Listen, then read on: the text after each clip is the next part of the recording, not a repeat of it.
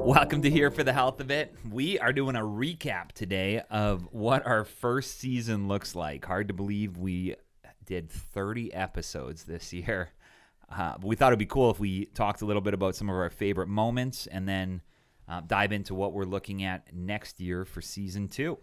What can you say? People love us, Randall. Yeah, we've been getting a lot of good feedback about it. And it's been funny how our brand has changed a little bit and it's morphed. And we've had some super interesting people on here and talking, and I've learned all kinds of things. I mean, I would say I learned more this year about STDs from Kenrick Ware than I ever thought I would, or than in 8 years of university. Yeah. What I learned is how great our voices sound on air and how much people need to hear more from us. We did need that. Yeah. Well, and looking back at that one thing in our first episodes, I know Dr. Caroline's episode, we interviewed her, but we talked the entire time. Yeah. But people seemed to like that a lot. Yeah, people wanted a little We bit just more had of her that. on so that we could talk to each other, which is great. I'm excited heading into the new year because I know that the guests just keep getting better and better. We have people requesting to be on the show. We have some new launches that we're going to have because we've had requested that they want us on video. Yep. So we are going to be going on YouTube where you can not only listen to us but watch us during the shows. I was looking at the disproportionate number of successful, beautiful female women who married Canadians or hockey players on the show, and it was significant. Very high. Started with Dr. Alison Kloss, obviously, number one. Then we had Dr. Sidney McNeil, also married to a Canadian. Kind of. Then we had... Looks like we're running out of yeah, Canadians. shoot, I had it written down somewhere.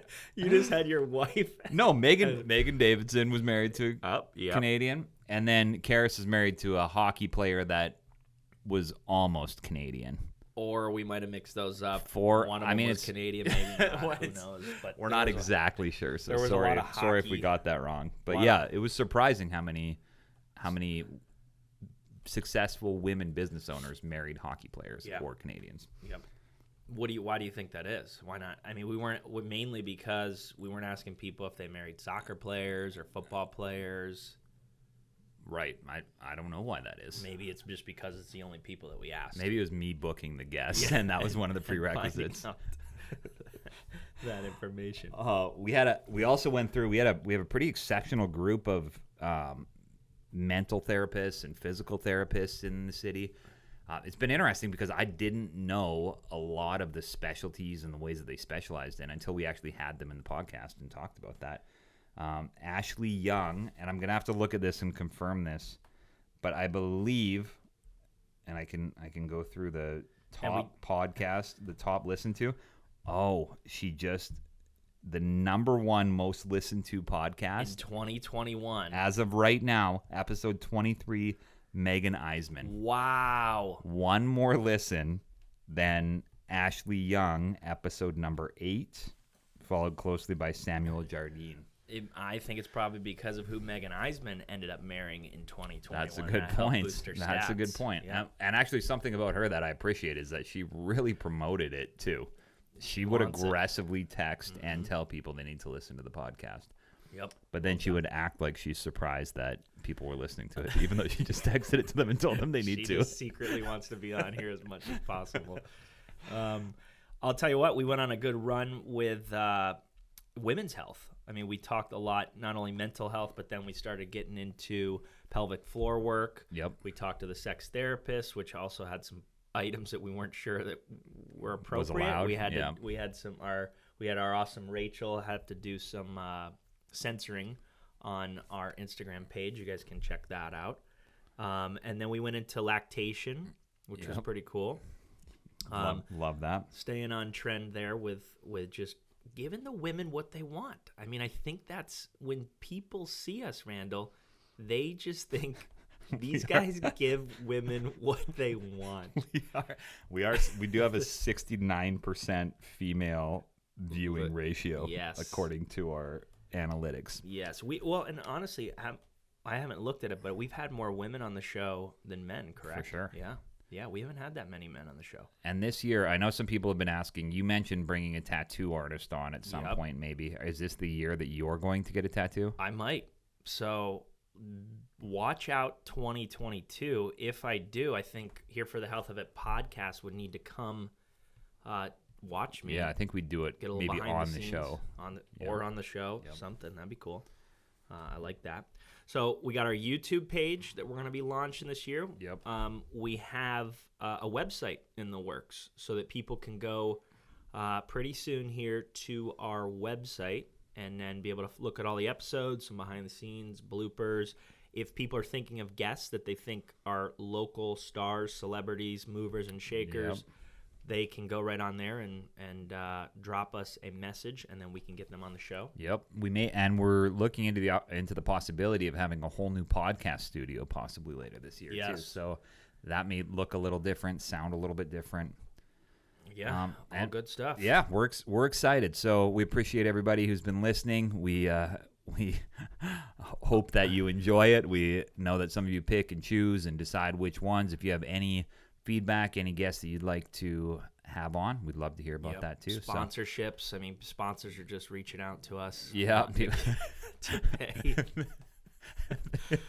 I know seltzers from our last episode. Seltzers, I know. Wine, we're not our probably Pilates pants idea. Yeah. That's going to hit the market sometime, I think. That's true. I had a $1 billion idea about breasts with the lactation lady. I think that I don't know if this is a real thing yet, but molding the nipple and making that the baby's bottle head. Listen to that episode. Yeah. I think you guys are to gonna avoid like nipple confusion. Yes. Yeah. You get it. I remember.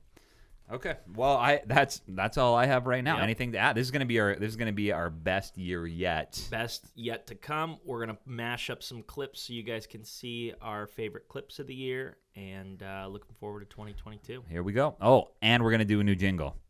What's the new jingle yet? We don't know what the new jingle is yet, but speaks to us. It's funny. Many people don't know this. The original jingle that we had to force our IT person in order to use that jingle. In fact, he said, if you guys do this jingle, I'm quitting. And we told him, you have to do this jingle because we want it. And people think we paid lots of money for that jingle, and what they don't realize is we just hit that ourselves hard. And one take. And it's perfect immediately. Put it together. Love it. So my route to therapy as a licensed professional counselor, I think, is non-traditional. Although I got my bachelor's degree and master's degree, kind of consecutively, I was a part of the military full time, and I still am. 20 years. Celebrated recently in February. Wow. Nice. Do you get a plaque? You get a plaque for it, or do you get a? Well, what happens at 20 years? So you basically you're eligible to retire at any time. Really? Not quite ready to do that just yet. Still competing with my husband in rank, so we'll see. And she says 20 years, and you look 25. Yeah, I'm trying to figure out the math on that. Oh man, thank you. Well, I did join as a junior in high school. I went to basic training that summer, and I wanted to start college on time, and so they had a split out program. Wow. And so I was able to do the school the following summer. Nice. But I've been in Columbia. I'm from Newberry, South Carolina, so I've been in Columbia for most of my adult career, post-grad school. But for the first parts of my career, I managed Survivor Outreach Program for the military, which is a program that provides supportive counseling and case management for families who lost their soldiers overseas. And so I did that for 6 years. And then I launched my practice. I knew I was going to open my own sometime, so I bought my own machines. And then we were at a half marathon in Savannah when we had just rented the space, and we were going to open up in, I think 7 days. And I was on Facebook Marketplace, and this lady in New Jersey was fire selling a studio, like computer, desk, everything in these 8 towers, which is what's in Sunnyside now. Mm-hmm. And I did make a business plan because I told Jordan, my whole plan, Jordan's my husband, my whole plan for the studio has just changed. Because I was just going to do privates. It was just going to be me, I said, I'm going to go buy all of these things from New Jersey. I don't know how I'm going to get the money, but I'm going to. And I'm going to bring it back here, and we're going to do classes. And he said, make me a business plan. And I had no idea what that was. But I was so determined that I made it. And he has like a big business background and stuff. And he was like, this business plan is perfect. And she busted in the bathroom. And that's when she found out that I had been doing drugs behind her back and had no clue. And then all the while, my friend that I stole his car shows up there as well. So right there outside the bathroom, we've got a wife of 2 months who finds out that her husband has been doing drugs the whole career, the whole relationship. Mm-hmm. And then the friend who has just had his car stolen, and he's ready to fight me. Naturally, I would want to fight me as well. And so him and I are almost getting into an altercation, and then he says you're not the same guy you used to be. You're a druggie now. And my wife to this day still says that she doesn't understand why she said it, but she said, you're not going to talk about my husband like that. So Guardian Ad Litem is a child advocate. They're also known as CASA, a court-appointed special advocate. And for me, I advocate for kids in foster care. And you go to the courtroom. Mm-hmm. Yeah, okay. We go to court, sometimes advocating against what DSS is recommending because our interest is specifically the child. We don't have the parents in mind. We don't have DSS or systems in mind. We want the child to get the absolute best resources and best placement. Is there an example of that? So if I don't do the private cases like custody type battles, I do DSS is saying the child is not ready to go back home because of behavior problems. And I can say, well, I've, read, because as a guardian ad litem, you have access to HIPAA, everything, you can basically violate everything because you're advocating for this child. So I can say, well, a lot of their therapy notes are indicating that their behavior problems are coming from the trauma of being separated from their birth parent. We were at a golf course and somebody brought a drone and we didn't know what the limitations were on shooting there. So within the app, so like I have a DJI drone, and so within the app, they have the restricted airspace, and you can't fly into that. Like the Gervais Street Bridge. Yeah. If you're on the West Columbia side, trying to fly into Columbia, there's a restricted airspace right there. So you can try and fly as fast as you can into that barrier, invisible barrier, and your drone will stop. It stops it. Does it just drop or does it hover? No, it'll just hover. Like you can't go forward anymore. Wow. And so it's really neat, some of the protections they have in place. Yeah, it is. And how they create that. Is that just a feature on the drone where it just... So it's a geo-locking feature. And when you smell, you want to breathe out of your mouth.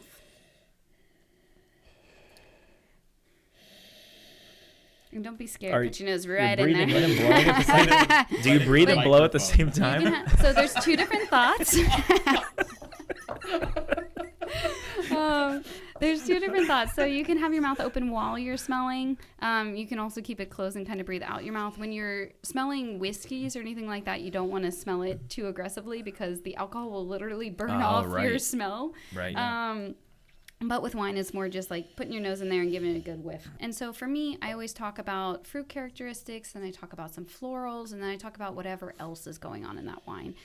So I do think that these esters or these smells. Strawberry. Now, is it underripe, ripe, overripe, or jammed? Is it really... that is jammed. I agree with you. I do think that this... I think the biggest amount of feedback I've gotten from my girlfriends is that they have all of these visits leading up to the birth of their baby. In fact, like in the last several weeks, they're at the doctor's every single week. And then after they deliver, they have 6 weeks postpartum appointment. Yeah. And then there's no other real care, and they feel very abandoned in that time. We work like crazy. I mean, our daddies are like, they're back to work. Our mamas are just, and it's just our society. I think that's literally like, I think this is every way that any new business starts out. Like you think it's going to be one thing, and then it's like this crazy evolution. Mm-hmm. But the intimacy that I get to experience of being in people's homes is such a tremendous wake up call to like how much we need more intimate support, like knowledgeable, intimate support in the home. You had 2 home births. Yes. And 2 pregnancies without a single medication. Correct. The entire time. Correct. Including birth, including after. everything from that. And I guess why we're bringing this up is we want people to see that it's possible. Yeah. Because I think there's this idea that it's impossible to do certain things until you talk to someone who's gone through not just once, but 2 pregnancies, no complications, at home, no medications, no medical intervention whatsoever, to get to that point, which I think most people want, but maybe they just don't know where to look to achieve that or strive for that. And so my moms are saying, there's just not enough time. I have this and I have that. And I'm like, and you schedule all of that, right? And they're like, yeah. And I'm like, so schedule. Yeah. People hate the idea of scheduling. Yeah, I've heard that. Why? I don't get that. We used to do these, we call them war plans, where you just, you write it like it's what am I doing this week? Okay, here's where I'm having. That made sense. And it made it so much easier because you make time for everything else. Why not just slap on the calendar Tuesday around 8:30ish when the kids go down, 9 o'clock I'm in the shower, 9:30 let's do something. But I had a conversation one time with a guy, and he came in, not here, it was back in Texas, and he was like, I don't do any chemicals. And I was like, well, what do you mean? He goes, 0 chemicals. And I was like, okay.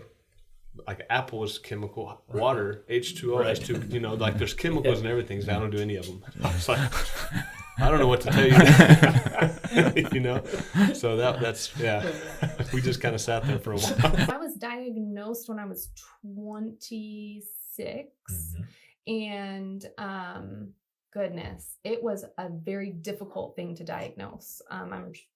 I don't know, you guys see a lot of people with thyroid or autoimmune issues. It was difficult to nail down, but I had gotten to the point where my organs were failing and I couldn't function. I was blacking out. I was eating and just losing a lot of weight. Yeah.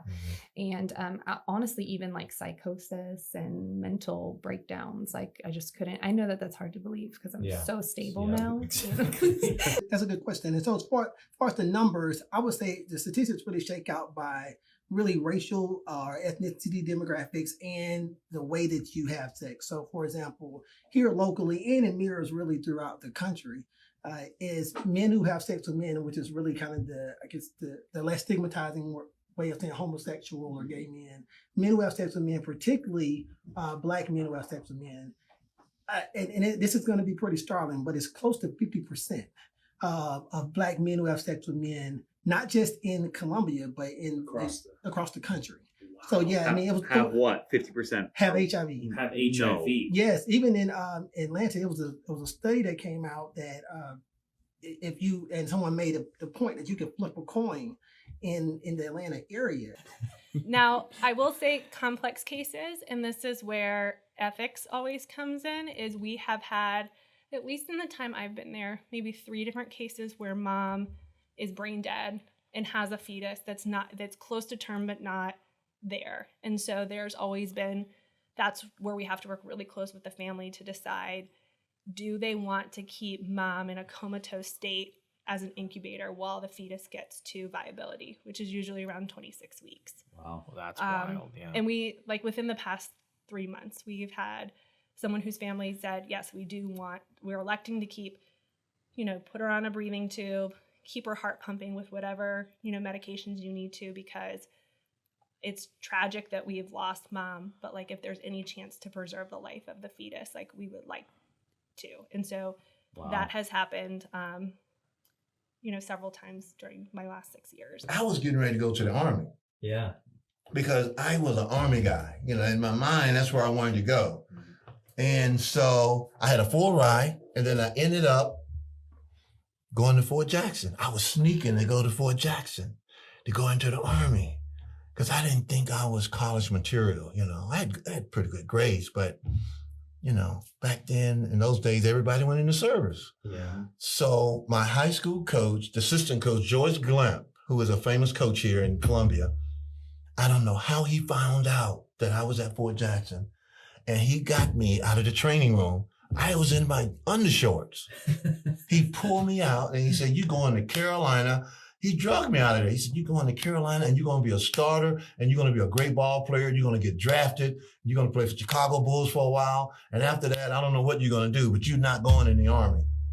And it happened. I I really despise reading aloud because hearing your own voice, seeing that you couldn't read this and people staring at you and the teacher looking at you, expecting you to like just come out running with this, and it's just like, no, it's not going to happen today. Right. Yeah, it's a tough spot because you also want to have the skill to be able to read in front of people, but it's a tough age to have to learn that in front of people or be doing it and learning it at the same time. It is, but if you look at it, like students like me that are dyslexic, the majority of them are gifted students. Definitely. They actually carry extremely high IQs. They process stuff actually, while it's consuming it is slow and projecting it is slow, they're probably processing it in their head actually much quicker. Like I can read to myself, I can read a 200-page book in about 3 hours. I couldn't do that if I read it aloud. And then for the pet lovers, the big question is, do all dogs go to heaven, actually? Man, that is a great question. I had to throw it in there for this. I just want to know if it's all dogs. So I'll kind of skirt around that and answer this way. I believe when you get to heaven, if you get to heaven, because not everybody's going. I do believe that. Not everybody's going. But if you get to heaven, it's going to be so much better than anything you could have imagined that you're not going to be disappointed in anything. We go to this gym, and it's like the room's not much bigger than where we are now. And must have been myself and like probably 15 other men, and so of course it's sweaty, it's like hot.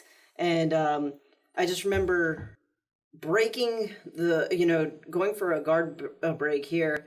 And I popped up and I looked at my head and my face in the mirror and just covered in sweat, drenched and struggling. And I was like, yeah, this is what I'm supposed to be doing. Saying he was acting like a jerk versus he is a jerk.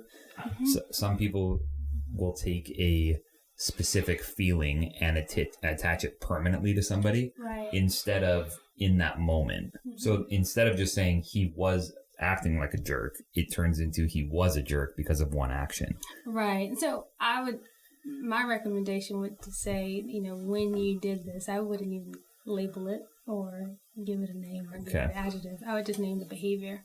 Jerk. Do you think jerk will be a bad word in 20 years? It'll be like people will be going back that we're using the word jerk, I just think that when we call someone anything, they can't hear us, right? Like you are. But if I said when I texted you, beep that out. Right? We're gonna have to block that out here. I'll fill in the blank. Sorry, people. But if I would have texted you and said, when I texted you and you did not text me back, that hurt my feelings. Yeah. I can receive that.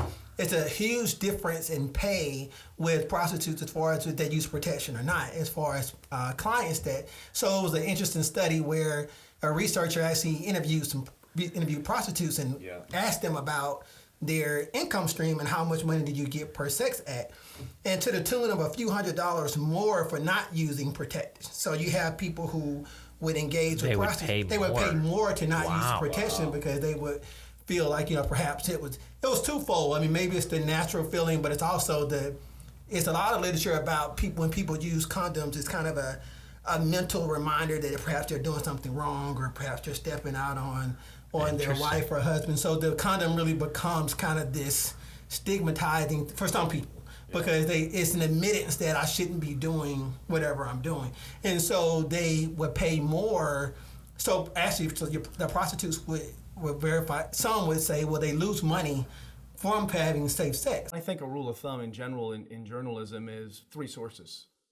If you can get the same information from 3 reputable sources, you're getting the truth. And are you meeting them behind a building somewhere, or you're exchanging bags of money? Car. The old briefcase full of money. I wish it was that exciting. No, it's not. It's really not. It's just a lot of it is just general conversations with sources. Yeah, a lot of what you do is that just building relationships. It's like what you guys do in outside the podcast. You build a reputation. People trust you with your well-being and your fitness, and they come to you for that. And that's what we do, just in the information. Which brings me into my second Here we tip. go. Great. That was a good transition. Love that. My second tip would be to pick something that you like. So kind of like how you didn't want to work out at that time. If you don't want to work out at 5 a.m. or 6 a.m. or even in the morning, if you want to work out at night, work out at night. So if you don't want to run on the treadmill for half an hour, don't run on the treadmill for half an hour because you think you have to. Pick a workout that you like. So if you like kickboxing, great. If you like Pilates, great. If you like playing roller skates, whatever it is that gets your body moving, do that. Don't do something that you don't like. Mm-hmm. When's the last time you roller skated? That was a weird example, but... And I always called it rollerblading. There's two different. Roller skating has two different. Four wheels per skate. And they're spread out. Rollerblading is the inline. Still four wheels, but it's in a line. Here. We're here for the health of it. For the health of it.